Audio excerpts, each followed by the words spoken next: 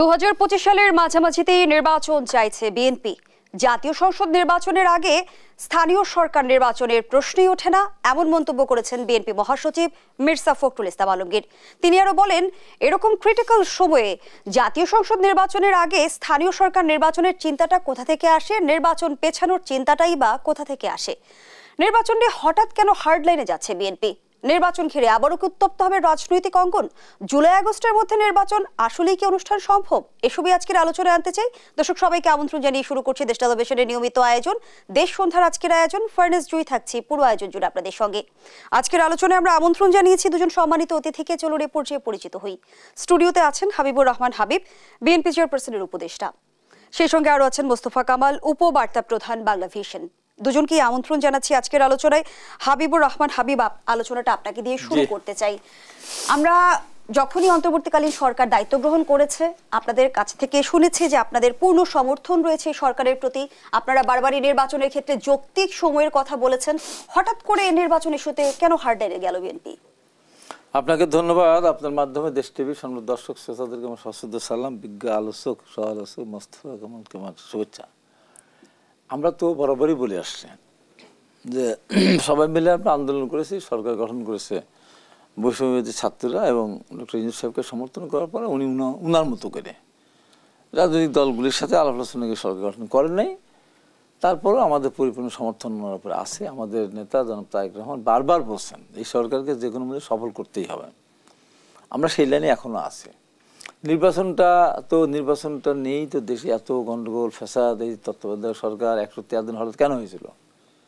173 দিন যে হরতাল করেছিল আওয়ামী লীগ 96 সালে, এর থেকে 94 সাল থেকে শুরু করে 96 সাল পর্যন্ত কিসের জন্য? চাউলের দাম কমানোর জন্য, তেলের দাম কমানোর জন্য, রিক্সা ভাড়া কমানোর জন্য, ডিজেলের দাম কমানোর জন্য না। তত্ত্বাবধায়ক সরকারের মাধ্যমে নির্বাচন হওয়ার জন্য বা তত্ত্বাবধায়ক সরকারের জন্য আন্দোলন করেছিল। 173 একদিন দুই দিন না। আমরা তার পরবর্তী সময় সরকার তত্ত্বাবধায়ক সরকারের অধীনে নির্বাচন করে তারা ক্ষমতা এসেছিল। পরবর্তী সময় তারা যখন বাতিল করলো, তখন থেকে আমরা আন্দোলন করে আসছি তত্ত্বাবধায়ক সরকারের বিধান আবার পুনরায় সংশোধন করার জন্য। এই করতে করতে আমাদের 15 বছর চলে গেল। 15 বছর না, 2013 সাল থেকে আর কি, 12 সাল থেকে। তো এখন কথা হলো যে আমরা চেয়েছিলাম যে বর্তমান যে সরকার আছে সেই সরকার একটা নির্বাচনের ব্যবস্থা করুক যত দ্রুত সময়ের মধ্যে। সরকার যেহেতু কোনো রোডম্যাপ দিচ্ছে না, সরকার যদি বলে দিত যে আমার নির্বাচন অক্টোবর হবে, প্রধান উপদেষ্টা তো মধ্যে বলেছে 2025 এর মাঝামাঝি কিংবা 2026 এর প্রথম। 25 এর মাঝামাঝি বলেন, 25 এর শেষে এবং 26 এর প্রথমার্ধে। তার আবার উপদেষ্টা আবার বলে বসলো যে জুনের মধ্যে। এখন সরকার যদি বলে দিতেন যে ঠিক আছে নির্বাচন অক্টোবরে হবে বা নভেম্বরে হবে, তাহলে আমাদের এই মাঝামাঝি জায়গাটা আমাদেরও বলার দরকার হতো না হয়তো। তো এখন সরকার তো আমাদের সরকার, আমাদের সরকারের কাছে আমরা চাইতে পারি, আমাদের সরকারের কাছে তো আমরা জোর করতে পারি না। আমরা বলেছি যে এই সময়টা নির্বাচনটা হলে ভালো হয়। তো এটাতে দোষের কিছু নেই। আরেকটা কথা হলো কি যে সরকার কিন্তু তার নিজের দায়িত্ব, যেগুলো দায়িত্ব সেখান থেকে কিন্তু অনেক বিস্তার লাভ করছে শাখা পোশাকে। যেমন আজকে এই যে ভ্যাটের পরিমাণ বৃদ্ধি করা, যেটা গেলো ভ্যাটের যে ব্যাপারটা আজকে নিয়ে আসছে সামনে। আমরা শুনলাম শিল্প কারখানায় গ্যাসের দাম ডাবলেরও বেশি, প্রায় 150% বাড়ানোর কথা বলেছে। এইটা তো তত্ত্বাবধায়ক সরকারের কাজ না। এই যে আমরা যখন আজকে প্রেসক্রিপশন প্রোগ্রাম ছিল আমাদের এই ভ্যাটের বিরুদ্ধে, তখন ওই পার্শ্ববর্তী শিক্ষকরা ওখানে তারা বসে আছে, তারা মিছিল সমাবেশ করতেছে, বক্তৃতা দিচ্ছে। আমাদেরকে বললো, আমরা ওখানে যেতে পারলাম না। কেন? যে এই সরকারের কাছে তো এইসব দাবি দেওয়া আদায় করার মতন করবে কেন? এই সরকারের কাছে যত দাবি দেওয়া আদায়ের জন্য আসছে, এইটা তো সরকারি এলাও করা উচিত না।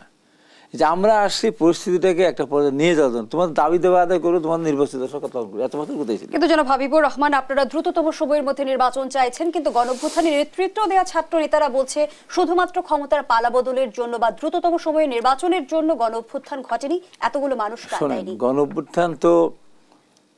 গণঅভ্যুত্থান কিসের জন্য হয়েছিল? শুরু হয়েছিল কি দিয়ে? ছাত্রদের আন্দোলন কি ছিল? আন্দোলন ছিল সংস্কার, কোটা সংস্কার।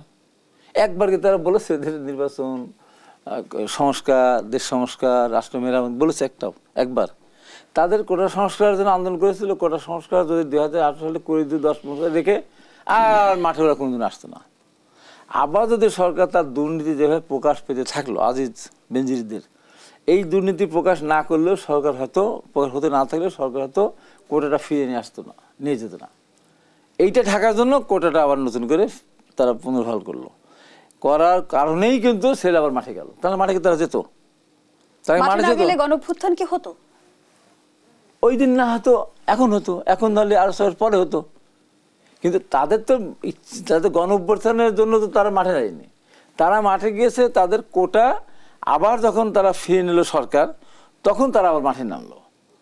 এবং এটাও বলে রাখি আমি আজকে, যদি প্রথমে যে রায় দিল সংক্ষিপ্ত রায়, এই রায় ওই যে ওইটুকু না বলে যদি পূর্ণাঙ্গ রায় 7% পরে যেটা করলো, এই যে ঠেলাঠেলি করলো, আমরা তো প্রথম থেকে আমি বলতেছিলাম যে আপনি সংক্ষিপ্ত রায় এটা না দিয়ে একটা কিছু বলে দেন। যখন ডেট পিছিয়ে গেল 8 তারিখে বলে ডিসেম্বরে ঘোষণা করলো, আমি বারবার বলেছি ডেট আগানো যায়, আমি জেলখানা থেকে দেখেছি এটা ডেট এগিয়ে নিয়ে আসা যায়। সরকার অনর এটা যায় না, এটা হয় না, আমি বারবার বলেছি এটা হয়, কেন সেই হওয়াটা হলো না?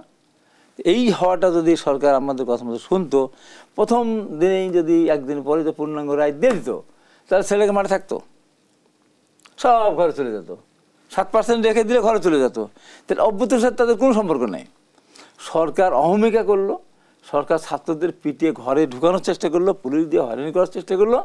আস্তে আস্তে তারাও আসে, তারা তো কোনোদিন বলে সরকার পরিবর্তনের জন্য মাঠে নামছে, কোনোদিনও বলে নাই, কোনোদিনও না। লাস্টের দিকে আসলে যখন সব জনগণ তো একমুখে যে সরকার পরিবর্তন করতে হবে, এবং তারা যখন ডিবি অফিসে তাদেরকে ধরে নিয়ে আসে, যে ধরনের তাদের সাথে খারাপ আচরণ করা হলো, খুবই খারাপ আচরণ করেছে, তারপরেও তারা যখন স্বাক্ষর দিল, তাদেরকে দূর করে স্বাক্ষর দিল, আমার ওই ভিডিওটা এখন হয়তো ছাড়বো, ওই সময় ছাড়া ছিল যে কেন তোমরা এই স্বাক্ষর করলা, তোমাদেরকে আঙ্গুল কেটে নিত, তোমাদেরকে মেরে ফেলতো, সারা দেশের মানুষ দেখলো যে তোমাদের ধরে নিয়ে গেছে ডিবি অফিসে, কিচ্ছু করতে পারতো না। আমাকে তো 90 সালে এমন কোনো প্রস্তাব নাই দেয়নি, এমপি বানাবো কি মন্ত্রী বানাবো, টাকা দেবো, বিদেশ পাঠাবো, কত কিছু বলেছে, কোনোতে রাজি হলাম না।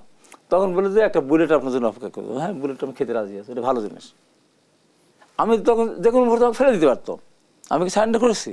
আমাকে কোন চেষ্টা করেছে? ওইটাই বললাম যে তোমাদের 6 জনকে নিয়ে গেছে, তোমাদের কিচ্ছু করতে পারতো না। তারা নিয়ে অসম্মানজনকভাবে হারুন হোটেলে ভাত খাওয়ালো, আবার তাদের আত্মীয়স্বজনকে নিয়ে ভাত খাওয়ালো। ভাত খাওয়ানোর পর তারাও বললেন আমাদের সাথে ভালো খাওয়াইছে, আমাদের ভালো খাওয়াইছে, ভালো ব্যবহার করেছে। সরকারের কাছে যদি ভালো ব্যবহারই করে তাহলে সেটা আন্দোলন হলো।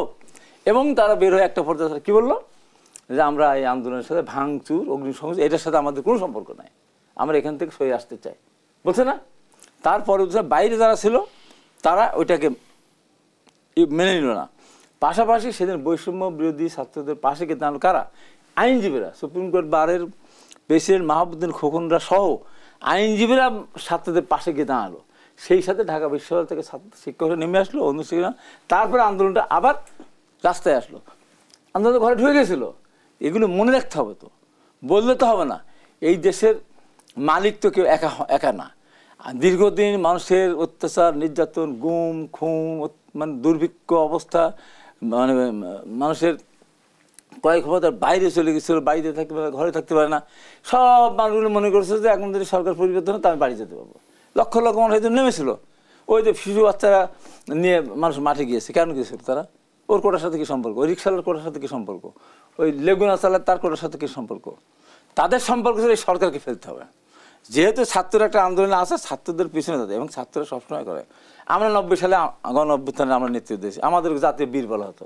আমি কেন দাবি করবো যে আমি 10ই অক্টোবর জিহাদের লাশ নিয়ে এসে শপথ নিয়েছিলাম সরকারের পরিবর্তন এসে উৎখাত না করে ঘরে ফিরে যাবো না, তাই বলি আমি 83 সালের আমি আন্দোলনকে অস্বীকার করবো? মোজাম্মেল শাহ, জাফর, দিবালী শাহ এরা, তারপর পরবর্তী সময় সেলিমদের অস্বীকার করবো? সবগুলো মিলেই 90 সালে মানুষ গিয়েছিল, আমরা নেতৃত্ব দিয়েছি সরকার পরিবর্তন। সব সময় ছাত্ররা নেতৃত্ব দিয়েছে। 52 ছাত্র, ধন্যবাদ জানাচ্ছি হাবিবুর রহমান হাবিব। পরবর্তী অংশে ফিরছি আবার আপনার কাছে। 71 ছাত্ররা, 90 ছাত্ররা, আমরা তো এই দাবিটা করি নাই, সবাই মিলে আন্দোলন করেছিলাম। সবাই যেটা চাবে তার সাথে সবাইকে ঐক্যমত হতে হবে। বিপদ আমাদের কাটে নাই, দেশের জন্য সরকারের মহাবিপদ। আমরা সবাই যদি এখন বিচ্ছিন্ন হয়ে যায়, আমরা মহা দুর্যোগে পতিত হব, এখান থেকে আমরা যেতে চাই না। সবার যে ঐক্যবদ্ধ থাকার যে কথাটি দিয়ে শেষ করেছেন জনাব হাবিবুর রহমান হাবিব, সেই জায়গা থেকে শুরু করতে চাই। নির্বাচন জুলাই আগস্টের মধ্যে সম্ভব কিনা, আর নির্বাচন জুলাই আগস্টের মধ্যে এই সিদ্ধান্তে সবাই উপনীত হয়েছে কিনা? ধন্যবাদ আপনাকে। প্রথমত এটা একটা প্রেশারের বিষয়। ছিলাম আমরা যৌক্তিক সময়ে, যথাসময়ে, দ্রুত সময়ে, এসব শব্দের মধ্যে। পরবর্তীতে একটা পর্যায়ে আসলো যে এই বছরের শেষ দিকে অথবা আগামী বছরের প্রথমার্ধে। এক পর্যায়ে সেটা জুন শব্দটা উচ্চারণ হলো, অর্থাৎ আগামী বছরের জুন। তো বিএনপি সহ যারা রাজনৈতিক দলগুলো, তাদের দাবি ছিল যে না, আগামী বছর নয়, এটা এই বছরের ডিসেম্বরেই সম্ভব। কিন্তু আজ হঠাৎ করে সেটা জুন জুলাইতে চলে আসলো। তখন এটা মন গড়া এসেছে, এটা মনে করার কারণ নাই। জুন জুলাই আগস্ট অর্থাৎ এই বছরের মাঝামাঝি। তো এটা মনের সুখে আসে নাই, এখানে একটা সার্কামস্ট্যান্স আছে, পারিপার্শ্বিকতা আছে। একদিকে হচ্ছে প্রতিনিয়ত কিন্তু অঘটন ঘটছে, এক একটা অঘটন যেটা বিএনপির জন্য একটু বিব্রতকর। কেন? বিএনপি এখন সরকারি দলেও নাই, বিরোধী দলেও নাই, কিন্তু সামনের সরকারে তারা যাবে বলে এমন একটা আবহ কিন্তু দেশে আছে। এতে করে কোনো একটা বড় ধরনের অঘটন ঘটলে তারা বেশি আক্রান্ত হবে, এটা হিসাব তাদের কাছে আছে। আবার বড় রাজনৈতিক দল হিসাব তো থাকাই স্বাভাবিক। আমার সামনে বাড়া ভাত বলে যেটাকে, বাড়া ভাতে অন্য হাত পড়ে যাচ্ছে অথবা ভাতে ছাই পড়ে যাচ্ছে, কোনো বিবেকবান মানুষ তো ওইটা চাইবে না। এইগুলো একদিক। কিন্তু এটা আবার আমাদের যেই 5 আগস্টের গণ আন্দোলন বলেন, গণ অভ্যুত্থান বলেন, আর বিপ্লব বলেন, ওইটার সাথে সংঘর্ষ করে এই কারণে। তাহলে দুইটা জিনিস উপেক্ষিত হয়ে যায়। যদি বারবার নির্বাচনের কথা বলি, তাহলে সংস্কার একটু উপেক্ষিত হয়ে যায়, বিচারও কিন্তু একটু সাইড লাইনে পড়ে যায়। আসলে সংস্কার, বিচার অর্থাৎ গণহত্যার বিচার আর নির্বাচন একটা আরেকটার সাথে সাংঘর্ষিক নয়, মোটেই সাংঘর্ষিক নয়, এগুলো চলমান। তো আবার 5 আগস্টের আগে কিন্তু এমন কোনো কথা ছিল না, 5 আগস্টের আগ পর্যন্ত, যে নির্বাচনের জন্যই এই আন্দোলন হচ্ছে। আবার এমন কথাও ছিল না যে 5 আগস্টের আন্দোলন সফল হলে এরকম একটা অন্তর্বর্তীকালীন সরকার হবে, বৈষম্য বিরোধী ছাত্রদের 2 জন বা 3 জন সেটার উপদেষ্টা হবে, এরকম কোনো কথাও ছিল না। গোটা বিষয়টা ছিল বোঝাপড়ার। কি বোঝাপড়া? ছাত্রদের দাবি ছিল সরকারি চাকরিতে কোটার বিষয়ে তাদের কিছু কথাবার্তা ছিল, সেটা 5% 7% হয়তো ফয়সালা হয়ে যেত। কিন্তু সরকারের দিক থেকে গোয়াট তুমি, যেটা হাবিব ভাই যেটা বললেন, গোয়াট তুমি, না এটা সম্ভব না। শেষে দেখা গেছে যে এমন সম্ভবে হয়েছে, বন্ধের দিন, শুক্র শনি বন্ধের দিনও আদালতি কাজ হয়ে গেছে। তো তারা অভিজ্ঞ মানুষ, তারা তো আলামত বোঝেন, নমুনা বোঝেন, বুঝতে বুঝতে এত বড় হয়েছেন।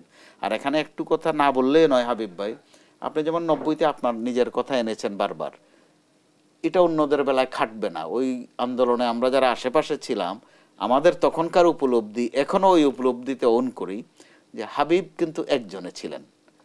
ওনার যে চিন্তা, চেতনা, সাহস, কখনো কখনো এগুলোকে আমরা একরখাও বলা হয়েছিল হাবিব ভাইকে, কিন্তু পরবর্তীতে প্রমাণ হয়েছে ওনার অবস্থানটা ছিল সঠিক। বুলেটও অফার করলে ওটা উনি খাইতে চেয়েছেন, যে বুলেটও ভালো খাওয়াই দেন, একরোখা যেটাকে বলা হতো। প্রমাণ হয়েছে যে উনি ছিলেন সঠিক। তো এবারের আন্দোলনে ওইটা হয়নি। কিন্তু বারবার হাবিব ভাই, এখন যদি আবার আমি বারবার নির্বাচনটা চাইতে থাকি, এটা আবার যারা হাসপাতালে এখনো কাতরাচ্ছে তাদেরকে কষ্ট দেবে, যারা মৃত্যুবরণ করেছে অর্থাৎ শহীদ হয়েছে তাদের পরিবারকে কষ্ট দেবে। তো আবার এই কথাও তো সত্য, যারা রাস্তায় নেমে এসেছে, পরীক্ষায় আমরা একটা কথা বলি যে 5-7টা প্রশ্ন পড়েছি, একটা কমন পড়ে গেছে, সবার কমন পড়ে গেছে। তো ওই কমনটা কি? নির্বাচন। বক্তব্যটা এরকম, যেটা নির্বাচিত সরকার থাকলে কিন্তু এখন যেই দুষ্টামিগুলো হচ্ছে নানান জায়গায়, এগুলো কিন্তু হতো না। নানান জায়গায় যারা বায়না ধরে নামছে, দাবি নিয়ে নামছে, এগুলোর একটিও গত 5-6 মাসের বিষয় নয়, এগুলো দীর্ঘদিনের বিষয়। শুধুই ডিস্টার্ব করার জন্য যে তারা সামনে নামছে, এটা বলার অপেক্ষা রাখে না। কিন্তু এখানে বোঝাপড়ার একটা ঘাটতি হয়ে গেছে, মূল গোলমালটা ওখানে। ছাত্রদের মধ্য থেকে নতুন দলের আয়োজন হচ্ছে, সেটা বিএনপির জন্য অবশ্যই ভয়ের। আমরা যদি বলি যে বিএনপি এটা ভয় পাবে কেন, ভয় পায় বিএনপি, কারণ বিএনপি এই ধরনের তিক্ত অভিজ্ঞতায় তারা কিন্তু একদম দগদগে হয়ে আছে। 111 তো স্পেশালি বুক করেছেন তারা, কি যাতনা ওইটার, ওই যাতনার কি বিষ, এটা কিন্তু বিএনপি সবচেয়ে ভালো জানে। তো রাজনৈতিক দলগুলোর অনৈক্য কিংবা অনাস্থার ফসল হিসেবে আমরা দেখেছি ১/১১ বাস্তবতা। বর্তমান প্রেক্ষাপটে আমরা দেখছি যে রাজনৈতিক দলগুলো আবারও নির্বাচনী ইস্যুতে মুখোমুখি অবস্থানে। আমাদের জন্য কি অপেক্ষা করছে সামনের দিনে, সেই প্রশ্নটি আপনার কাছে রেখে যাচ্ছে। একটা বিরতির সময় হয়েছে। দর্শক, দেশ সন্ধ্যার এই পর্যায়ে একটা বিরতি নিচ্ছি, সাথেই থাকুন।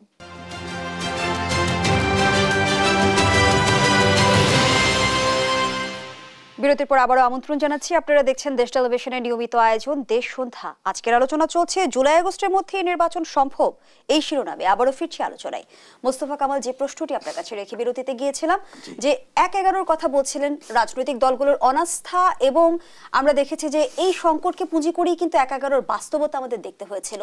বর্তমান সময় নির্বাচন ঘিরে আমরা যে জটিল পরিস্থিতি দেখছি, কি অপেক্ষা করছে সামনের দিনে? আগের অভিজ্ঞতা বলছে এবারও বোধহয় সামনে একটা বাজে অবস্থা যাচ্ছে। বিএনপির যেহেতু বড় দল, তাদের অ্যাক্টিভিটিসে দেখেন আপনি গত কয়েকদিন তারা নির্বাচনটা খুব বেশি বেশি করে বলছে। এর আগেও বলেছে, কিন্তু গত কয়েকদিন বেশি বেশি করে বলছে। তো এই বেশি বেশি করে বলার পেছনে নিশ্চয়ই কোনো কারণ আছে। তো দৃশ্যমান কারণ যেগুলো, তারা তো নিজেদের জায়গা থেকে ২-৩টা বলেছে। একটা বলেছে আরেকটি 111 যেন না আসে, আরেকটি বলেছে -2 যেন না আসে, আরেকটি বলেছে আরো গুরুতর ভাবে যে আমাদেরকে না জানিয়ে যেন কিছু না হয়। প্রত্যেকটা কিন্তু ইঙ্গিত বহ কথা, নিশ্চয়ই তাদের কাছে এ সংক্রান্ত তথ্য আছে। তো মোটা দাগে একটা দেখা যায় ছাত্রদের একটা সংগঠন হচ্ছে।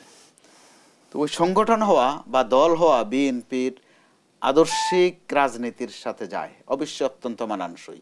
কারণ বিএনপির রাজনৈতিক সৌন্দর্য হচ্ছে বহুদল মতকে একসাথে করা, কিন্তু মূল গোলমাল ওখানে নয়। বলা হচ্ছে তাদেরকে রাজনৈতিকভাবে মোটা তাজা তাগড়া করার জন্যই নির্বাচনটা পেছানো হচ্ছে, এটা তাদের সন্দেহ এবং জোর গলায় তারা সেটা বলছে। আরেকটা ছিল যেটা গত রবিবারে ফয়সালা হয়ে গেছে, যে আগে স্থানীয় সরকার নির্বাচন, এটাও বিএনপির জন্য কিন্তু উদ্বেগের ছিল, যেটা আজকে বিএনপির মহাসচিবও বলেছেন। তো সেটা গত রবিবারে একটা ফয়সালা হয়ে গেছে।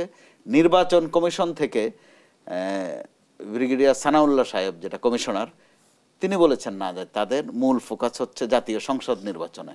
অর্থাৎ ধরে নেওয়া যায় যে একটা পর্ব ফয়সালা হয়ে গেছে, তাহলে আরও পর্ব আছে। আরেকটা আছে ১৭ বছর বয়স্কদেরকে ভোটার করা, তাহলে ওখানেও ভোটের কিন্তু একটা সমীকরণ আছে। ৩৬-৩৭ লাখ ভোটার বাড়ে, তো এই ৩৬-৩৭ লাখটা যদি আমি ৩০০ আসনে ভাগ করি ১০-১১ হাজার করে হয়। অর্থাৎ এরও ম্যাটার করবে কোন উদ্দেশ্যে করা হচ্ছে। উদ্দেশ্য আসলেই পরিষ্কার কিনা সন্দেহ থাকে। কারণ কি, যে যত ভালো ভালো কথাই এখন বলে, প্রত্যেকেই পেছন থেকে এটার একটা সন্দেহ করে। কারণটা কি, ধরুন আগের যে আইজি ছিল বেনজির, তার মতো সুন্দর কথা কয়জন বলতে পারছে ওই সময়টা? প্রত্যেকটা কথা কিন্তু সুন্দর, খিচুনি সুন্দর, চেহারা আরো সুন্দর, হাসি দিলে আরো সুন্দর লাগে। দেখা গেল প্রত্যেকটার কথার পেছনে ছিল বাজে উদ্দেশ্য। এবারে নির্বাচন যিনি প্রধান কমিশনার, তিনি বলছেন এটা তার জীবনের শেষ সদিচ্ছা। তো আগের যে ২-৩ জন নির্বাচন কমিশনার ছিলেন, তারাও কিন্তু এই ধরনের সুন্দর সুন্দর কথাই বলতেন, গ্যারান্টি দিয়ে বলেছেন যে এবারে নির্বাচনে আগের মতো হবে না। তো আগের মতো হবে না মানে কি? নুরুল হুদা সাহেব বলছেন যে এমনই সুন্দর নির্বাচন হয়েছে, এটা বিশ্বে রপ্তানি করার মতো আমাদের এই মডেল। আসলে কি হয়েছিল, দেখা গেছে আগের জন নির্বাচন করেছেন বিনা ভোটে, পরের জন বলছেন এবার আর বিনা ভোটে হবে না। এবারের জন কি করলেন, দিনের ভোটটা রাতেই করে ফেললেন, তো আগের মতো তো হয়নি। পরের জন এসেও বললেন যে এবার আর আগের মতো নির্বাচন হবে না, তিনিও কথা রেখেছেন, এবার আর আগের মতো হয়নি। কি হয়েছে, আমি ডামি স্বামী সাথে লাগলে মামি, একটা মিলিয়ে কি যেন একটা নির্বাচন করে ফেললেন। অর্থাৎ একটা নির্বাচন আর একটা নির্বাচনের সাথে হয় না। তারপরেও আমরা আশা রাখতে চাই, ভরসা রাখতে চাই। প্রধান নির্বাচন কমিশনার যেটা, আমাদের প্রধান উপদেষ্টা যেটা বলেছেন, যে এবারের যে নির্বাচনটা, এটা দুইটা বিশেষণ তিনি ব্যবহার করেছেন। একটা বলছেন সর্বকালের সেরা রেকর্ড তৈরি করবে, দ্বিতীয়টা বলেছেন এটা একটা ঐতিহাসিক নির্বাচন। তাহলে এই দুইটা দায়িত্ব কিন্তু ওনার নিজের, ওনাকে অন্যদের সাথে মিলালে হবে না। তো ঠিক এই জায়গায় যখন বলা হচ্ছে জুন জুলাইতে নির্বাচন, সাধারণ দৃষ্টিভঙ্গিতে সাদা চোখে কঠিন মনে হচ্ছে যে এই সময়ের মধ্যে নির্বাচনটা কিভাবে সম্ভব। তো সম্ভব করতে গেলে নির্বাচনের সময় প্রথম যাদেরকে লাগে, যারা স্টেক হোল্ডার নির্বাচনের, সেটা হচ্ছে পুলিশ বাহিনী। তো আমাদের পুলিশ বাহিনীর যে দুরবস্থা, দিন দিন দুরবস্থা কিন্তু আরও প্রকাশ পাচ্ছে। একজনের লাশ পাওয়া গেছে হাসপাতালে এক ওসি সাহেবের, আর এক ওসি সাহেব গ্রেপ্তার, উনি থানা থেকে পালিয়ে গেছেন। অর্থাৎ পুলিশের ভঙ্গুর অবস্থাটা দিনকে দিন কিন্তু আরো প্রকাশ পাচ্ছে। ধন্যবাদ জানাচ্ছি মোস্তফা কামাল। দ্বিতীয় স্টেক হোল্ডার একটু বলতে হয় হচ্ছে প্রশাসন। ওই প্রশাসনের কিন্তু খুব লেজে গোবরে অবস্থা। তো স্টেক হোল্ডারদের মধ্যে একটা মাত্র একটু স্ট্রং আছে, আগের চেয়ে স্ট্রং আছে বলা যায়, সেটা হচ্ছে সেনাবাহিনী। সেনাবাহিনী একাই নির্বাচন তুলে ফেলবে, ওইটা আশা সেই করা প্রশ্নটি আমি নিয়ে যেতে চাই হাবিবুর রহমান। হাবিব, আপনার কাছে নির্বাচন কেন্দ্রিক সংস্কার বলতে আমরা যা বুঝি, জুলাই আগস্টের মধ্যে সেই সংস্কারগুলো করা সম্ভব হবে কি? 2026 সালের জুনের প্রতীকের সম্ভব হবে? 2026 সালের জুনের প্রতীকে ভঙ্গুর প্রশাসনকে সব অ্যাক্টিভ হয়ে যাবে? কাকে নিয়ে করবেন আপনি? এই দেশের সেনাবাহিনী আমাদের সবচেয়ে আস্থার জায়গা, তাই না? তো 1986 সালে এবং 1988 যখন নির্বাচন হয়েছিল, তখন কি সেনাবাহিনী ছিল না? ছিল তো। ওখানে নির্বাচন হয়েছে, ওখানে নির্বাচন বলে। এই যে 2009 সালে যে নির্বাচনটা হলো, কি 8 সালে 29 ডিসেম্বর নির্বাচনটা হলো, এই নির্বাচনের এই কার্যটা কারা করলো? 111 সরকার, সেনা সমর্থিত সরকার, সরাসরি তৎকালীন মইনুল আহমেদের সমর্থিত সরকার সরাসরি সেখানে ইনভলভ ছিল। সিভিল প্রশাসনও জানে না, আওয়ামী লীগের নেতারাও জানে না। সম্ভবত 10% করে ভোট নৌকামার্কে সিল মারা ছিল। কিন্তু তড়িঘড়ি করে যেন তেন একটা নির্বাচন করলে সেই নির্বাচন আপনারা মেনে নেবেন কিনা? 5 বছর এর আগে পুলিশ প্রশাসন খুব দক্ষ ছিল না, প্রশাসন খুব শক্তিশালী ছিল না।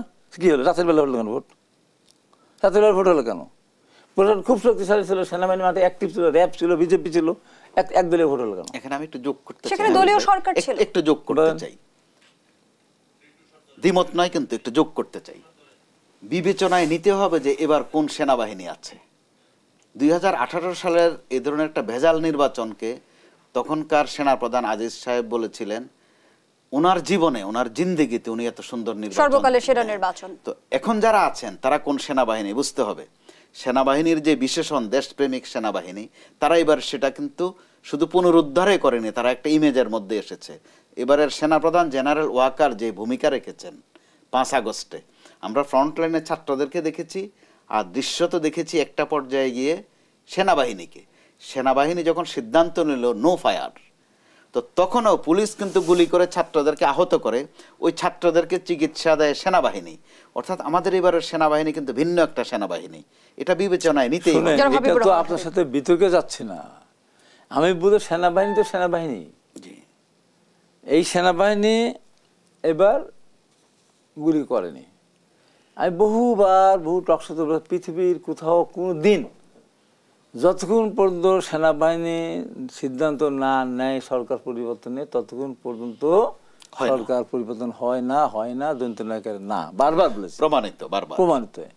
এইবার যখন সেনাবাহিনী মাঠে নামলো, আমি সেনাবাহিনীর উদ্দেশ্যে বললাম যে আপনারা আমাদের সর্বশেষ আশ্রয়স্থল, আপনারা আমাদের মুখোমুখি হবেন না, গুলি করবেন না। আমি লুকিয়েতেই কিন্তু ভিডিও পাঠাতাম এবং পাশাপাশি চ্যালেঞ্জ করলাম জাতিসংঘে যখন ট্যাঙ্ক নিয়ে, যখন হেলিকপ্টার নিয়ে নামলো, ট্যাঙ্ক নিয়ে যখন নামলো, আমার ভিডিওগুলি এখন দেখবেন। আমি বলেছি একটা গুলি করেন তো, একটা গুলি ছোড়েন তো, কেমন পারেন দেখি তো। সেনাবাহিনীর উদ্দেশ্য করে বললাম। বিজেপি বলে বর্ডারে যান, এখানে কি আপনাকে এখানে পাহারা দেওয়ার জন্য কি, এই মিছিল দমানোর জন্য কি আপনাকে নিয়ে করা হয়েছে? শাহবাগে আমাদের কোনো সীমান্ত নাই তো, এখানে কি যান, চলে যান, এখানে তো এখানে কি আপনাদের।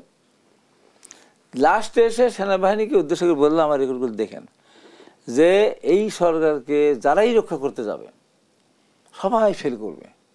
ছাত্রলীগ ফেল করেছে, যুবলীগ, আওয়ামী লীগ ফেল করেছে, পুলিশ ফেল করেছে, সোয়াত ফেল করেছে, রিজার্ভ ফোর্স ফেল করেছে, র্যাব ফেল করেছে, বিজিবি ফেল করেছে। আপনারাও যদি এই সরকারকে রক্ষা করতে যান, আপনারাও ফেল করবেন, পরাজিত হবেন। আমার ভাষাটা ছিল পরাজিত হবেন। আমরা আপনাদেরকে পরাজিত করতে চাই না, কারণ আপনারা আমাদের সর্বশেষ আশ্রয়স্থল। আপনাদেরকে যদি আমরা পরাজিত করি, আপনাদের মনোবল ভেঙে যাবে। ভারত যদি এদিক থেকে বর্ডার আক্রমণ করে, আপনারা গিয়ে বঙ্গোপসাগরে ডুবে মরবেন, এভাবে বলছি। আর মিয়ানমার আক্রমণ করলে যে কলকাতা উঠবেন। অতএব আপনাদের মনোবল আমরা ভাঙতে দেব না, দিতে চাই না। আপনারা আমাদের সাথে ঐক্যমত পোষণ করেন। সেনাবাহিনী সেই আমাদের সাথে ঐক্যমত পোষণ করেছে, এই জন্য সেনাবাহিনীকে ধন্যবাদ, অসংখ্যবার ধন্যবাদ। আমি ওয়াকারুজ্জামান যে ভূমিকা পালন করেছেন অত্যন্ত, এই জন্য উনি যুগ যুগ ধরে উনি কিন্তু অবশ্যই এটা গবেষণার বিষয় স্মরণীয় হয়ে থাকবে। যখন জেনারেল আজিজ যখন 2014 সালে নির্বাচনের পরে যখন বললেন যে না 18 সাল নির্বাচন পর 18 সাল মনে হয় এত ভালো নির্বাচন হয় নাই, আমি ওই দিনই 2টা টক শোতে বলেছিলাম সেনাপ্রধান, ক্ষমতাশালী সেনাপ্রধান, তার ভাইরা হলো মাস্তান। আমি প্রধানমন্ত্রীর উদ্দেশ্যে করে এক্ষুনি ওখানে গ্রেপ্তার করেন, সেনাপ্রধানের উদ্দেশ্যে বললাম এক্ষুনি ওকে গ্রেপ্তার করেন। কিন্তু জনাব হাবিবুর রহমান হাবিব, এখন তো পরিস্থিতি পাল্টেছে। ওকে গ্রেপ্তার করেন, কারণ উনি এই প্রজাবৎকালে সবগুলোকে অবমাননা করেছে। আপনার নির্বাচন তাহলে 2000 আপনার 96 সাল নির্বাচিত হয়েছিলেন, 2008 সাল নির্বাচিত হয়েছেন, 2000 সব তাহলে মিথ্যা করে দিল। এত ভালো নির্বাচন মানুষ কোনদিন হয়নি, এখনই গ্রেপ্তার করেন। আমার কথা হলো কি যে তত্ত্বাবধায়ক সরকার একটা দলীয় সরকার হবে না, আপনার পুলিশ লাগবে না, র্যাব সব তো ছিল, র্যাব ছিল, রাতের বেলা ভোট মেরেছে, প্রশাসন ভোট মেরেছে, পুলিশ সিল মেরে দিয়েছে, আমার চোখের সামনে দেখা। কে কত বেশি সিল মারতে পারে প্রতিযোগিতা থানায় পরিবেশ করানো হয়েছে। কিন্তু হাবিবুর রহমান হাবিব, সেই জায়গায় আমার আপনার কাছে প্রশ্ন যে গণঅভ্যুত্থানের মধ্য দিয়ে রাজনৈতিক পথ পরিবর্তনের পর পরিবর্তিত রাজনৈতিক পরিস্থিতিতে কোন বিষয়গুলো আপনাদের উদ্বেগের কারণ? প্রশ্নটি রাখছি আপনার কাছে। আবারও বিরতির সময় হয়েছে, বিরতি থেকে ফিরছি। দর্শকদের সন্ধ্যার পর আবারও বিরতিতে যাচ্ছি, সাথেই থাকুন।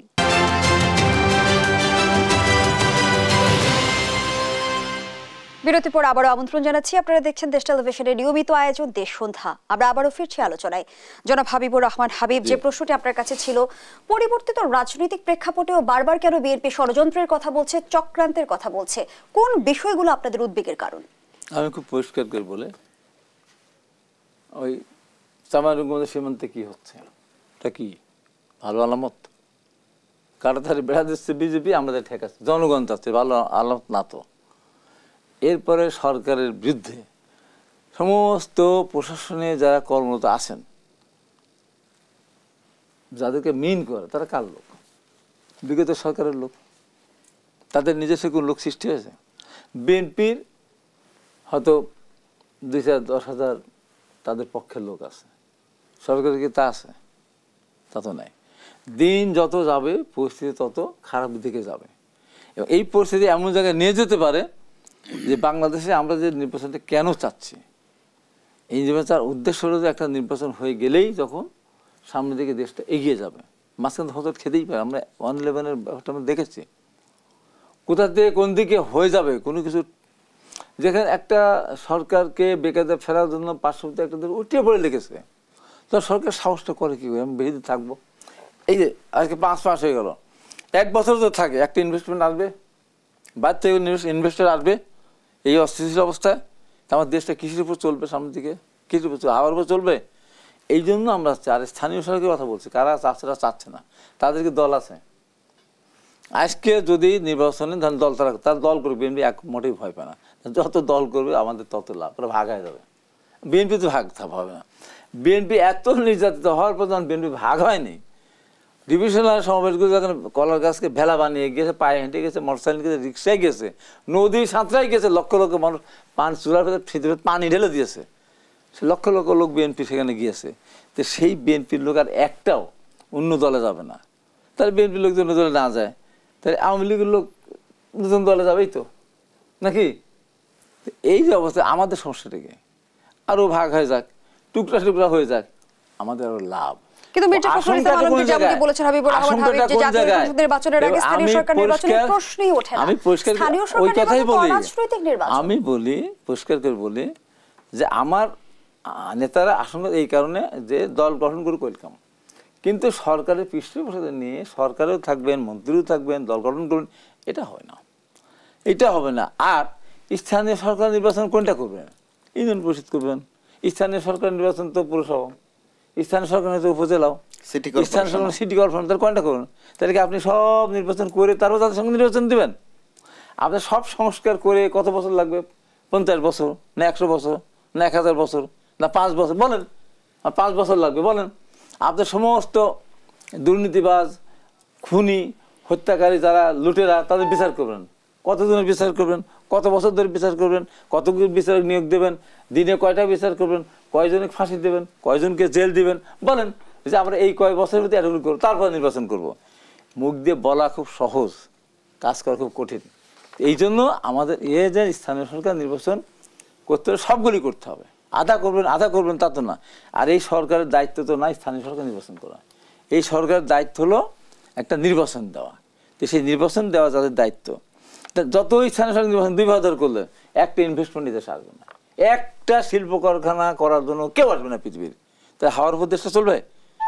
এই জন্যই আমরা বলছি যে আমরা যদি দায়িত্বশীল দল, আমরা বড় দল, আমরা মনে করি এই আন্দোলনে আমাদের অবদান, হ্যাঁ বৈষম্যবিরোধী আন্দোলন করছে তারা, তাদেরকে ধন্যবাদ জানাই, স্যালুট জানায়। কিন্তু বিএনপি যে 5-7 হাজার লোক অ্যারেস্ট হলো, কয়েকশো মানুষ মারা গেল, এই আন্দোলনে মারা গেছে সবচেয়ে বেশি লোক তোমার কাছে বিএনপির। যারা আন্দোলন করতেছে তাদের প্রতি আমাদের কোনো অনীহা নেই। আপনি দেখেন ঢাকা বসে কয়জন মারা গেছে, জাহাঙ্গীরনগর কয়জন মারা গেছে, বলেন কয়জন মারা গেছে? ওই যে শ্রমিক মানে তার প্রতিনিধি কোথায়? আপনি ক্ষমতা থাকবেন, থাকে শ্রমিকের প্রতিনিধি নিয়ে আসেন। ওই যে শিশু বাচ্চারা মারা গেছে তাদের একটা প্রতিনিধি নিয়ে আসেন, তাদের তো মারা গেছে প্রায় 153 জন মতো মারা গেছে নাবালক, 18 বছর কম, তাদের নিয়ে আসেন। আপনি বয়স 17 বছর করতে চাচ্ছেন, ইন্টারন্যাশনাল স্ট্যান্ডার্ড 18 বছর, আপনি 17 বছর কেন করতে চাচ্ছেন? আর করেই যদি ফেলেন তাতে তারা মনে করেন তাদের ভোটার করলেই তারা আপনাদের চলে যাবে। বিএনপি পরিবার আছে যারা যার যেখানে সে সেখানে কিন্তু চলে যাবে। আমাদের কলর একটা সৃষ্টির মধ্যে আসতে হবে। আসুন কিন্তু এই জন্য যে কোনো মুহূর্তে দেশের উপরে একটা গজব নাজির হতে পারে, দেখতেছি তো চারিদিকে। আপনি নিয়ন্ত্রণ করুন কি করে? আপনার এই সরকার যারা আছে, শেষ কথা বলে, এই সরকারের 2-1 জন হয়তোবা একজনকে ঘুমের ভিতরে স্বপ্ন দেখছেন যে আমি মন্ত্রী হবো, দেশ চালাবো, দেখছেন স্বপ্ন? দেখছেন? একজন দেখেছেন? একজনও দেখে নাই। তো তারা দেশটা চালাবে কীভাবে? দেশ চালানোর মিটারে আইডিয়া থাকতে হবে তো। এই যে আপনার কৃষকদের নিয়ে যে সমস্যা, গ্রামে গঞ্জে তৈতরকার দাম নাই, ডিজেলের দাম আপনার কমালে 1.5 টাকা, আর পেট্রোল অক্টের দাম কমালো 6 টাকা। এটা হয়? আওয়ামী লীগের একটা দুঃশাসক ছিল, একবারে দাম বাড়ি দিল 50%, কিন্তু 100% কাছাকাছি বাড়ি করে দিল। জনগণের সরকার এটা করতে পারে না। আজকে কৃষক যদি বাঁচে দেশ বাঁচবে, কৃষক না বাঁচলে আপনি বাঁচবেন না, দেশও বাঁচবে না। কৃষকের আজকে যে অবস্থা, কান্নার রোল পড়ে গেছে গ্রামে, পেঁয়াজের দাম নেই, তৈতরকার একদম দাম নেই। আপনি বাজার সিন্ডিকেট নিয়ন্ত্রণ করতে পারছেন না।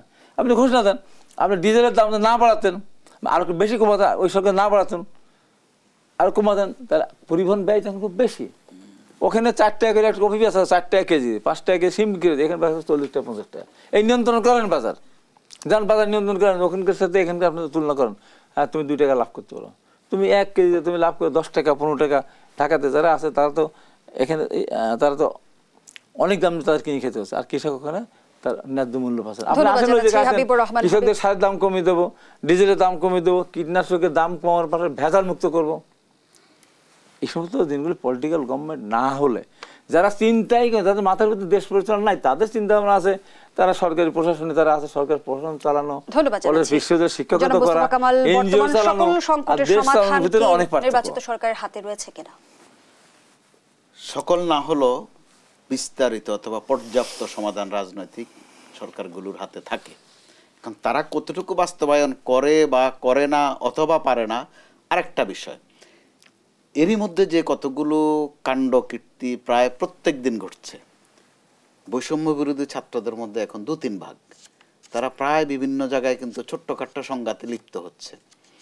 তাদেরকে রক্ষা দেওয়া, সুরক্ষা দেওয়ারও কিন্তু একটা দায়িত্ব হাবিব ভাইদের, অর্থাৎ বিএনপির আছে। কিন্তু হয়তো বয়সের কারণে, পরিস্থিতির কারণে তারা বুঝতে পারছে না। তার উপর আসে না আপনি সরকারের দিক থেকে, সরকারের কোনো ব্যক্তির মধ্যে কথাবার্তায় আমরা কিন্তু ওবায়দুল কাদেরের ছায়া দেখি, হাসান মাহমুদের ভাব দেখি। একজন বলেই ফেললেন যে তিনি সিন্ডিকেটের কাছে অসহায়, তিনি আর পারছেন না, তাহলে ওনার দ্বিতীয় বাক্যটা কি হবে? যেহেতু আর পারছি না, আমি বাড়ি চলে যাই। তা কিন্তু বলেন না। গন্ডগোল কিন্তু পেকে গেছে। সীমান্তে একটার পর একটা অঘটন ঘটছে, হয়তো বড় রকমের সহিংসতা হয় নাই বা অঘটন ঘটে নাই, কিন্তু ঘটছে, এগুলো অ্যালার্মিং। তার উপর পুলিশের কারো বক্তব্য এর মধ্যে কিন্তু ট্রল হচ্ছে। একজন পুলিশ কর্মকর্তা কিন্তু বলেই বলেছেন, এটা চেয়ারের গরমের দোষে হোক আর ওনার তাৎক্ষণিক কোনো কারণে হোক, যে পুলিশ ঠিকভাবে দৌড়াতে পারে না। কেন? যে ওই যে বুটগুলো পরে এগুলোর ওজন বেশি। নতুন এক মন্ত্র নিয়ে আসছেন উনি, এগুলো আমাদের হাসান মাহমুদরা করতেন, এক একদিন এক একটা বলতেন। তো এইসব মিলিয়ে কিন্তু লক্ষণটা খারাপ। তো এইসব আলামত রাজনৈতিক দলগুলো যত সুন্দর করে পারে, অরাজনৈতিক দল পারে না, বিশেষ করে অন্তর্বর্তী সরকার পারে না। তো অন্তর্বর্তী সরকার কিন্তু আসছেই চলে যাওয়ার জন্য, থাকার জন্য আসেনি। এতে করে তার কমিটমেন্ট কিন্তু কম, যদিও আমাদের আশা অনেক। যেমন প্রধান উপদেষ্টা, যে ওনার সারা বিশ্বে যে ওনার নাম যশ খ্যাতি, কোনো সন্দেহ নাই, কিন্তু গত কয়েক মাসে কিন্তু উনি গালমন্দ শোনা শুরু করেছেন, অপমান হতে শুরু করেছেন। উপদেষ্টাদের কয়েকজন এক এক দিনে এমন এমন কথা বলেন, পাঠ্যপুস্তক দিতে পারেননি। আওয়ামী লীগের দোষ বলে খালাস পাওয়ার কোনো সুযোগ নাই। আওয়ামী লীগের নাম ফ্যাসিস্ট, স্বৈরাচার। তো তারা তো পেরেছিল মাসের 1 তারিখে বই দিতে। তার উপর সিন্ডিকেট দমন করতে পারেননি, আর পারছেন না বলে আনডান, হাফডানও না। এরকম অবস্থা, এটা প্রমাণিত, নতুন করে প্রমাণিত যে সামাজিক রাজনৈতিক এসব ফয়সালা করতে গেলে আমাদের রাজনীতিবিদরাই হচ্ছেন উৎকৃষ্ট। তাদের দোষ আছে, ত্রুটি আছে, সমালোচনাও আছে। তো এই ক্ষেত্রে রাজনৈতিক দলগুলোর উদ্বেগ বলেন, উৎকণ্ঠা বলেন, আর নানান অভিযোগ বলেন, এটাই কিন্তু স্বাভাবিক। রাজনৈতিক দলগুলোর প্রসঙ্গ যেহেতু আনলেন মোস্তফা কামাল, একটি শেষ প্রশ্ন আপনার কাছে রাখতেই চাই। সেটি হচ্ছে, আমরা দেখছি যে স্থানীয় সরকার নির্বাচন ইস্যু থেকে শুরু করে বেশ কিছু ইস্যুতে আসলে বিএনপি বিপরীতে সরকার এবং রাজনৈতিক দল এবং ছাত্র নেতারা সমাধান কোন পথে? একটা বিপরীত ভূমিকা। 5 আগস্টে যেই তাদের মধ্যে ঐক্য ছিল, কোনো ঘোষণা দিতে হয় নাই, কোনো প্রক্লামেশন পড়তে হয় নাই, ঘোষণাপত্র পাঠ করতে হয় নাই, একটা ঐক্য কিন্তু হয়ে গেছে। শহীদ মিনারে তারা একটা শপথ নিয়েছিলেন, অনেকে কিন্তু ওইটার সব খবর জানেনও না। যেরকম 71-এ ঘোষণায় কি ছিল, বক্তব্যে কি ছিল, মানুষের দরকার ছিল ঝাঁপাইয়া পড়া, এবারও কিন্তু তাই হয়েছে। তো ওই ক্ষেত্রে এখন আবার তারা কিন্তু ঘোষণাপত্র নিয়েও তাদের বোধহয় প্রচারপত্র চালাচ্ছে, সারা দেশে নানান জায়গায় তাদের সংঘর্ষ হচ্ছে কারো না কারোর সাথে। বলা হচ্ছে পরে যে না, হালকা মেরেছে, বেশি মারেনি। এগুলো হাস্যকর। তাদের ওই অপমান ছাত্রদের, এটাও তো আমাদের জন্য শোভনীয় নয়। তাদেরও সুরক্ষা দরকার আছে, এখানে উল্লেখ করতে হয়। হাবিব ভাই, সেখানে তো প্রশ্ন আসে, গণঅভ্যুত্থানের অংশীজনরা নির্বাচনের ইস্যুতে ঐক্যমত্যে পৌঁছাতে পারবে কিনা? পৌঁছাতেই হবে। এখন যদি তর্ক করেন যে হ্যাঁ, তর্কের উপাদান আছে, যে 3-4 মাসে তারা নির্বাচন করবে, কিভাবে পারবে তারা? যেহেতু ডক্টর ইউনূসের কোনো দল নাই, এই বিশ্বাস কিন্তু রাজনৈতিক দলগুলোর আছে যে নির্বাচন প্রশ্নে তিনি তার জায়গা থেকে নিরপেক্ষ থাকবেন, যেটা বিচারপতি শাহাবুদ্দিন আহমেদ কিন্তু দেখিয়েছেন। ওনার যে খুব হোমওয়ার্ক ছিল তাও কিন্তু না, ওনার সততা বা ওনার কলিগদের যে কাজের দক্ষতা, ওটার উপর বেস করে কিন্তু 91-তে তুলনামূলক যথেষ্ট সুন্দর নির্বাচন হয়েছে। এখন যেহেতু পর পর 3টা বছর নির্বাচনের নামে মানুষ নাটক দেখেছে, তামাশা দেখেছে, সেখানে আমরা প্রত্যাশা রাখতে পারি বিগত অভিজ্ঞতাকে কাজে লাগিয়ে সঠিক পথে পরিচালিত হবে আমাদের রাজনীতি। ধন্যবাদ জানাচ্ছি জনাব মোস্তফা কামাল, ধন্যবাদ জানাচ্ছি জনাব হাবিবুর রহমান হাবিব। লাইন শুরু করে আমি এটা করে আসলাম যে আপনার নিয়তটা পরিষ্কার আছে, নিয়ত পরিষ্কার থাকবে। আমরা আমাদের আয়োজনের একেবারেই শেষ পর্যায়ে দর্শক এখানেই শেষ করছি দেশসুন্ধার আজকের আয়োজন। ধন্যবাদ এতক্ষণ আমাদের সাথে থাকার জন্য।